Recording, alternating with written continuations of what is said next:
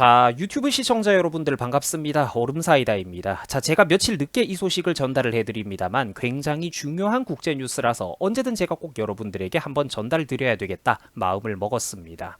자, 최근에 중국의 한 은행에서 대규모 예금 인출 중단 사태가 터지는 바람에 피해를 본 시민들 수천 명이 은행 앞으로 길거리로 쏟아져 나와가지고 시위를 벌이는 충격적인 사건이 있었습니다. 자, 간단하게 이걸 우리가 한번 알아보도록 하자고요. 자, 지금이 여러분들 언제입니까? 벌써 7월 말이죠. 굉장히 더운 한여름입니다. 8월이 벌써 다 돼가죠. 그런데 이 사건이 벌써 약 3주 전에 있었던 사건입니다. 그러니까 7월 초에 중국에서는 벌써 이 사건이 터지고 있었던 거예요. 최근에 중국 허난성 등지에서는 지역은행들에게 사람들이 맡겨놨던 그 대규모 예금이 인출 중단되는 충격적인 사건이 터졌습니다. 예금 인출 중단 사건이 터졌어요. 당연히 이게 초유의 사태이니까 맡겨놨던 돈을 찾을 수 없게 된 예금주들 수천 명이 깜짝 놀라가지고 난리가 났겠죠. 그래서 이게 이렇게 수많은 사람들이 시위를 벌이고 길거리를 행진하고 플랜카드를 흔들고 내 돈을 내놓으라고 구호를 외치면서 행진을 하는 등등, 뭐 이런 모습들이 SNS를 타고 수백만 조회수를 자랑할 정도로 국제적으로도 상당히 큰 이슈로 번져나가고 있습니다. 자, 사람들이 은행 앞에 모여서 이렇게 외쳤다라고 하죠. 피 같은 내 예금을 돌려달라. 자, 다시 한번 피 같은 내 예금을 돌려달라라고 말입니다. 뭐 당연한 반응이라고 보여집니다. 자, 사건 발생 이후 일주일이 넘게 사태가 진정이 제대로 안 될 정도였다라고 하죠. 당연합니다. 결국 군대가 출동을 해가지고 탱크를 비롯한 기갑 차량까지 동원이 될 정도로 사건의 규모가 어마어마해지고 있다라고 합니다. 자, 이번 사태를 뺄 거 다 빼고 디테일하고 어려운 부분 다 빼버리고 간단하게 핵심만 요약을 해드릴 건데, 그러면은 다음과 같습니다. 대충 배경 지식으로 가볍게 한번 들어보세요. 자, 처음에 중국이 러시아에게 돈을 빌려줬습니다.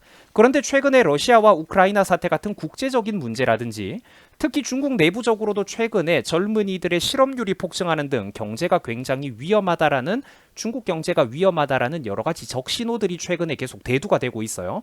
전문가들도 실제로 비판을 하고 있고 우리나라 고위 관료들도 정부 질문 같은 데서 가끔 이런 얘기가 나올 정도입니다. 자, 그래서 어쨌든 국내외적인 여러 이슈가 아울러져 가지고 최근에 국제사회에서 중국 채권에 대한 불신이 커지게 된 겁니다. 그러니까 투자자들 사이에서 리스크가 부각이 되기 시작했다라는 거죠. 자, 덕분에 투자자들이 중국 채권을 최근에만 35조 원이 넘게 팔아치웠다라고 합니다. 자, 이쯤 되면은 눈치 빠른 분들은 슬슬 경제가 되게 위험해지고 있다라는 느낌이 오실 거예요. 리스크가 부각이 되는 것 자체가 되게 두려운 거죠. 이 국제 시장에서. 자, 그리고 실제로도 이렇게 투자자들이 발을 빼고 이러기 시작하니까 딱 그런 전형적인 레파토리를 따라가기 시작했습니다. 경제 위기의 레파토리 말이죠. 최근까지 중국의 은행들은 연 10% 수준의 굉장히 높은 고금리로 자금을 무리하게 유치해오고 있었습니다. 여기부터 사실 경제의 역사를 많이 보신 분들은 무서울 거예요.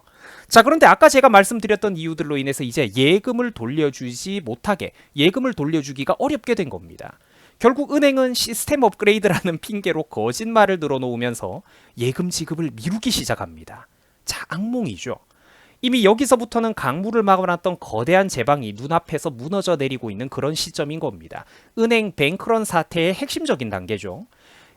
그러니까 경제 상황의 악화로 금융시장의 위기감이 조성되자 은행의 신용을 더 이상 믿지 못하게 된 고객들이 대규모로 예금을 인출해가는 사태를 뱅크런이라고 하는데, 이쯤 되면 실제로 은행도 더 이상 고객들이 맡겨놓은 그 막대한 돈을 제때 돌려주지 못하게 됩니다. 그러니까 붕괴가 가속화되기 시작하는 거죠, 경제가. 결국 중국 당국에서는 금융사기를 조사하겠다라는 그럴듯한 명분을 내세우며 사태에 개입을 하려고 했지만 실제 하는 일이라고는 결국 자금을 동결시켜 버렸습니다. 그리고 이 조치는 당연히 불난집의 기름을 유조차를 통째로 끌고 와가지고 들이붓는 격이 되어버린 겁니다. 예금 인출도 못하게 막아버렸거든요. 여러분들 무섭죠?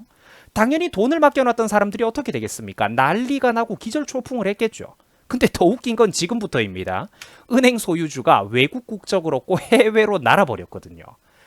야, 이제 막장 드라마가 여러분들 시작되는 거죠. 그래서 예금주들의 분노가 폭발을 하고 시위가 거대하게 일어나기 시작한 겁니다. 그러니까 중국 당국은 코로나와 건강을 명분으로 내세워가지고 사람들을 격리시키거나 힘으로 진압을 했다라고 해요. 그래서 이미 2주 전 뉴스 기사 기준으로도 은행 4곳이 벌써 박살이 났고 확인된 피해액만 무려 8조 원 규모를 넘어갈 정도라고 합니다. 7조 8천억에서 8조 원을 넘나든다라고 해요. 어마어마하죠.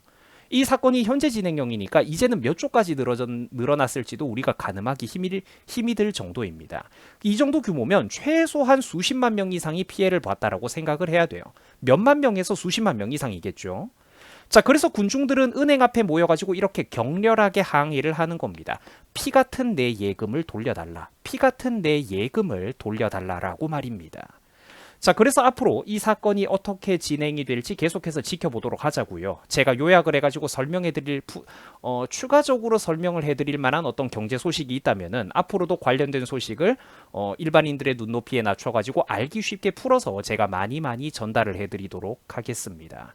자, 영상이 좀 유익하셨던 분들이라면 또 여러분들의 어떤 인생에 이렇게 먹고 살기도 바쁘실 텐데 어떤 여러분들의 짧은 인생에 또 이렇게 소중한 시간을 제가 이렇게 시청자분들의 소중한 시간을 아껴드리도록 하겠습니다. 그게 도움이 되셨던 분들이 있다면은 부디 이 영상에 좀 좋아요도 한번 눌러주시고 얼음사이다 채널의 그 구독자를 여러분들 한 명 한 명이 좀 늘려주시기 바랍니다. 그래야 또 이런 영상들이 많이 노출이 되고 제가 하는 어떤 좋은 목소리, 건강하고 바른 목소리들이 수많은 사람들 사이에서 퍼져나갈 수 있게 됩니다. 우리 시청자 여러분들이 저를 좀 많이 좀 도와주십시오. 자, 시청해 주셔가지고 대단히 감사드립니다. 여러분들 수고하셨습니다.